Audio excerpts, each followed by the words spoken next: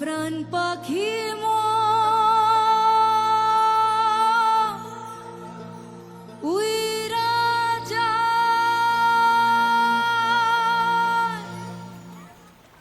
आदिवासी समाज जो जंगलों में रहा है अधिकतर, तो उनमें जो झूठ छल कपट की जो भावना है तो वो नहीं। और सबसे बड़ी बात आप ये देखेंगे आदिवासी समाज में कि कहीं भी आपको आदिवासी समाज भीख मांगते हुए कहीं नहीं मिलेगा।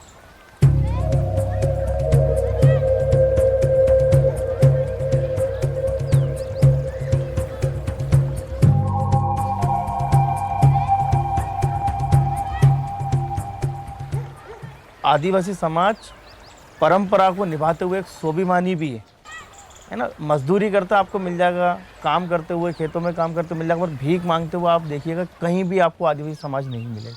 तो ये सबसे बड़ी एक खासियत है आदिवासी समाज की।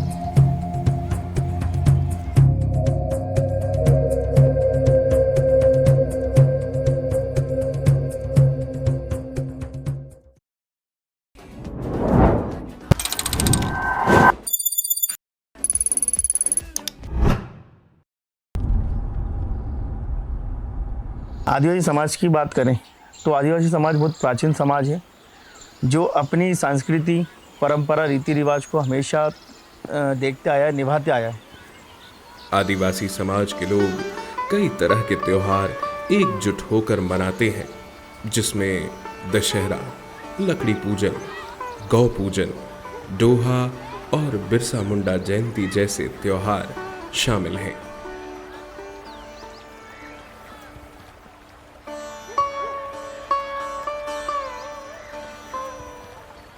जो दशहरे का टाइम होता है, विजयदशमी, उस पे आदिवासी समाज के जो शस्त्र होते हैं, जैसे तीर कमान हुआ, दराता हुआ, फालिया हुआ, कुल्हाड़ी हुई, अनेक जो हथियार जो रहते हैं उसमें प्रमुख रहता है तीर कमान।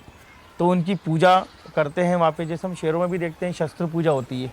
तो आदिवासी समाज भी उसी के तहत, मतलब वो अपने हिसाब से करता है। शहरों में बड़े बड़े मंच लगा के या उस टाइप से की जाती है, पर आदिवासी समाज जो घरों के अंदर जो अपने अपने घर रहते हैं वहाँ पे अलग अलग अपने अपने घरों के अंदर पूजा पाठ पद्धति करते हैं।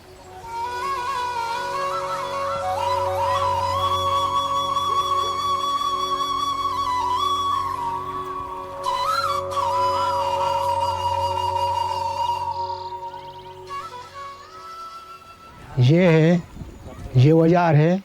अगर हम ख़त्म भी हो जाते, ये धनुष बाण हमारे घाट पे ये जलती है साथ में। टंटिया मामा ने अंग्रेज़ों के साथ लड़ाई हुई थी और उसके हाथ में एक दराता था और एक धनुष था, तो उससे लड़ाई करी थी, तो उनने बचाया आदिवासी समाज को। सुबह सूर्योदय होने से पहले ही गांव के सभी बच्चे, बड़े, बूढ़े करतुड़िया की लकड़ी तोड़ने के लिए अपने अपने घरों से निकल जाते हैं। यह परंपरा इनके समाज में पीढ़ी दर पीढ़ी चली आ रही है। आदिवासी समुदाय का मानना है कि करतुड़िया की लकड़ी को घर के दरवाजे पर रखने से जंगल देवता उनकी रक्षा करते हैं।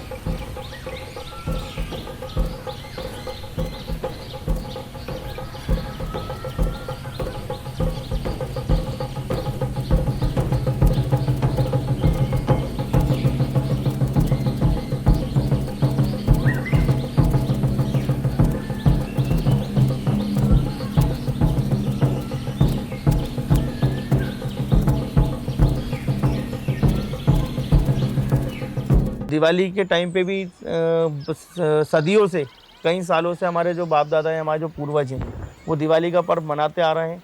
धनतेरस से चालू होती है, जो लकड़ियाँ रहती हैं कार्तिक की, उसको हम लोग क्या डेली पे रखते हैं। है ना। जैसे हमारी जो घर की दहलीज होती है उस पर लकड़ी हम लोग रखते हैं अलग अलग तरीके से। उसके बाद उसको रख के पूजा पाठ की जाती है।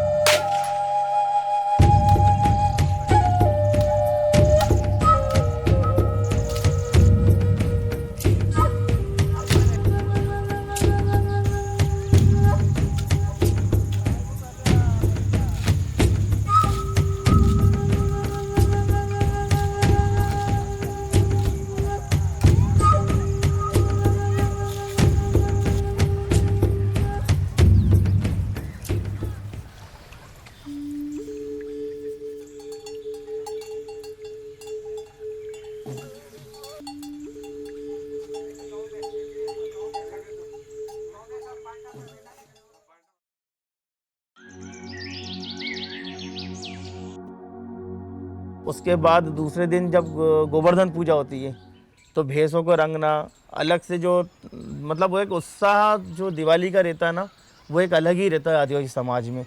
तो उस दिन क्या है, कोई भी खेत में काम नहीं करता है, कुछ मजदूरी जाते हैं वो लोग नहीं जाते हैं। पूरा मतलब सुबह से गाड़ी वगैरह सजाना, भैंसों को नहलाना धुलाना, फिर उनको छपाई वगैरह करना उस टाइप का। फिर 3-1 बजे लगभग सब ढोरों को, पूरे गांव वाले जो ढोर वार रहते हैं उनको इकट्ठा करते हैं, फिर उनको भगाते हैं। तो ये क्या है, परंपरा सदियों से चलती आ रही है आदिवासी समाज में।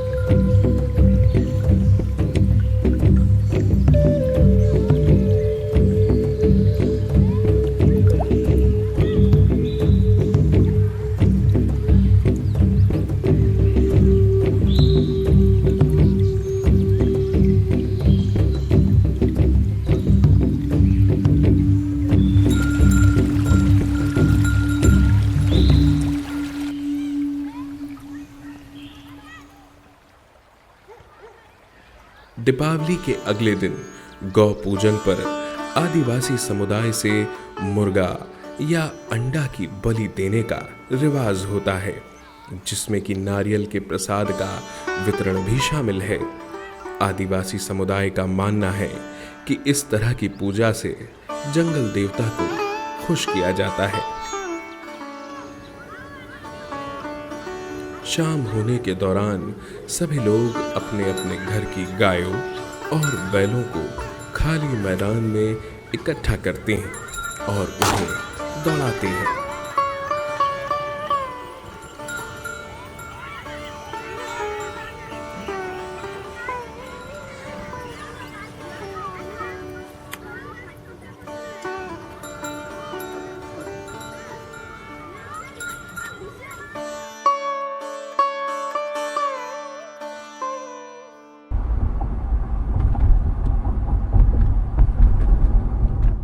दिवाली के दूसरे दिन है ना, जिसको छोटी छोटी जो गांव की बच्चियां होती हैं वो सब एकत्रित होती हैं, गांव की महिलाएं एकत्रित होती हैं और डोहो खेलती हैं।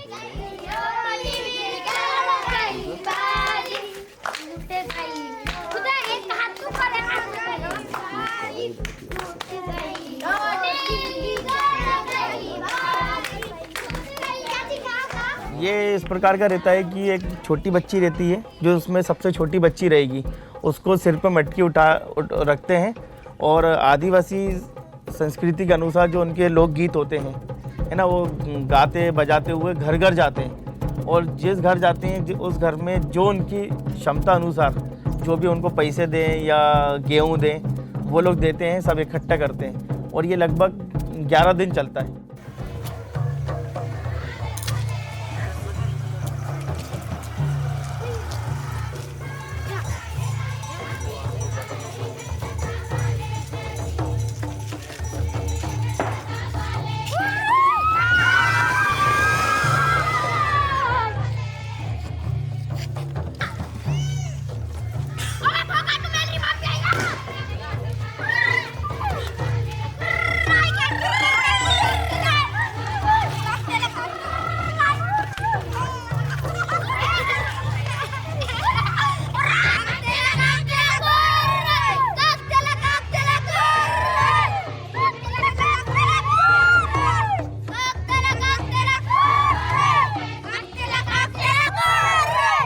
और ये लगभग 11 दिन चलता है। 11 पे ये ठंडा करते हैं सब इकट्ठे मिलकर, उसमें डीजे वगैरह सब होते हैं, आदिवासी नृत्य करते हुए जाते हैं और उसको विदा करते हैं। तो ये एक सबसे अच्छी परंपरा मुझे लगती है हमारे समाज में कि जो भी त्यौहार होता है वो सब पूरा गांव, पूरा समाज मिलकर मनाता है।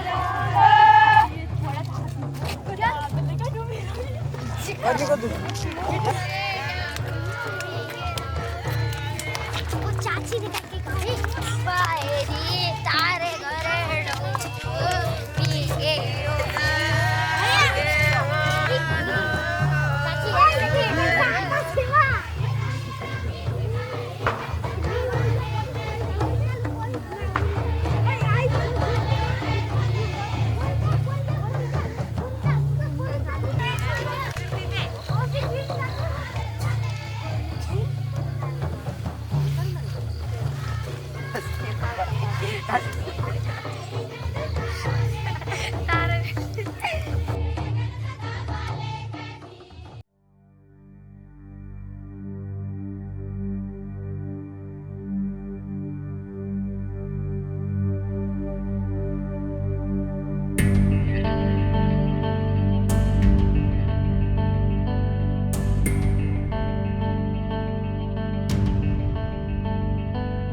समझो हमारे स्वतंत्र सेनानी हैं, चाहे टांटे मामा हो, चाहे बिरसा मुंडा हो, उनकी बिरसा मुंडा गौरव दिवस पर जो 15 नवंबर को आने वाला है, उनके उपलक्ष्य में हम कम से कम 6-7 सालों से हम लोग तीर कमान प्रतियोगिता करवाते हैं।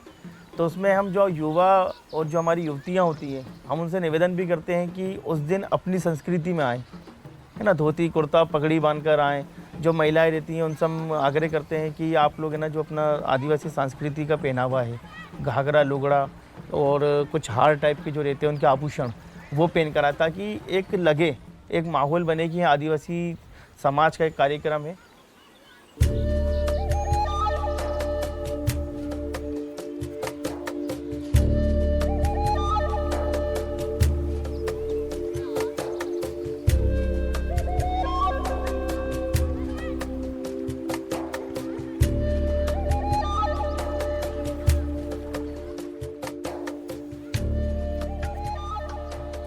तीर कमान आदिवासी का प्रमुख शस्त्र है, उसको हथियार भी नहीं कह सकते हैं हम, शस्त्र, क्योंकि आदिवासी उसको पूछता है।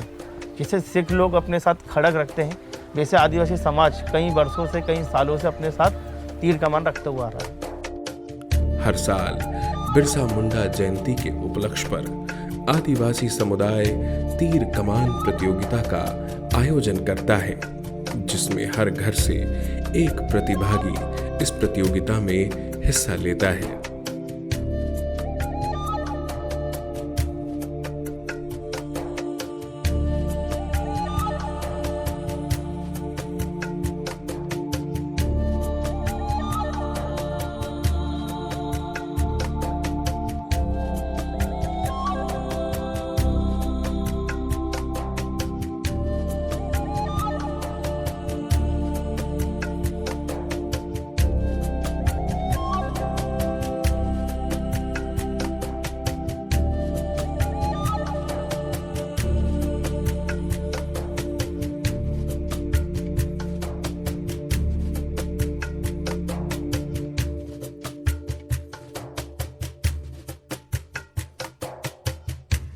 जैसे जैसे समाज आगे बढ़ रहा है, तीर कमान प्रतियोगिता को छोड़ते जा रहा है, लोगों को तीर चलाना नहीं आ रहा आजकल।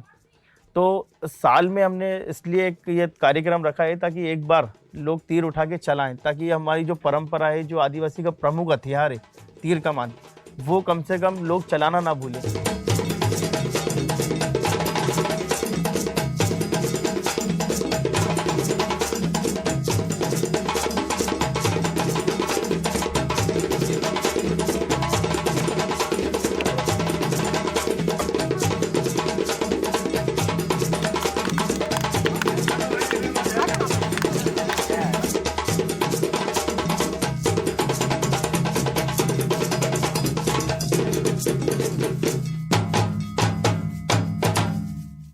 बच्चे लोग हैं पढ़ने जाते, नहीं भी जाते तो वो जाते आदिवासी नहीं बोलते, वो बोलते ही नहीं आते तो कहाँ से बोलते। सिटी में जाके भूले पड़ जाते, स्कूल जाते तो वो जाते ही नहीं बताते आदिवासी है कि ये है, वो नहीं बताते। डरता है। कोई ऑफिसर आगा कोई आगा तो उनसे देख के डर जाता है। आदिवासी समुदाय में तीर कमान प्रतियोगिता सिर्फ एक खेल नहीं है, बल्कि आने वाली पीढ़ी के लिए एक प्रेरणा है जो उनकी संस्कृति को हमेशा जीवित रखती है।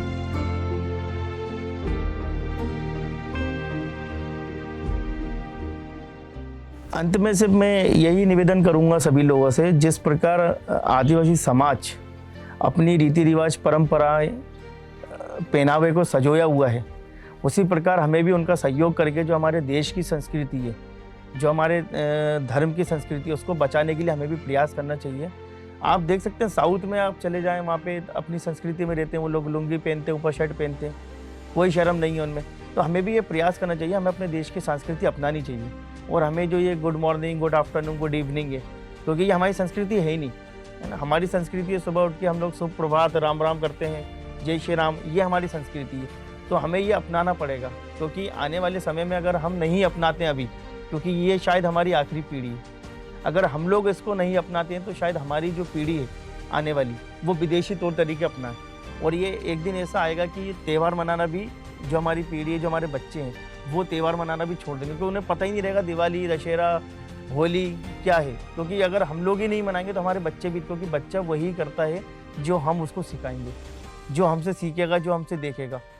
इसीलिए मेरा सबसे निवेदन है कि त्यौहार संयुक्त परिवार के साथ मिलजुल के मनाएं, जैसे गाँव के अंदर आप देखते हैं लोग मनाते हैं, उसी प्रकार हमें शहरों में भी त्यौहार धूमधाम से मनाना है और संस्कृति के साथ मनाना है। कम से कम साल में त्योहारों पे तो हम अपने रीति रिवाज, पगड़ी, कुर्ता, धोती, साड़ी, जो भी आप पहनते हैं अपनी अपनी संस्कृति में, वो पहने।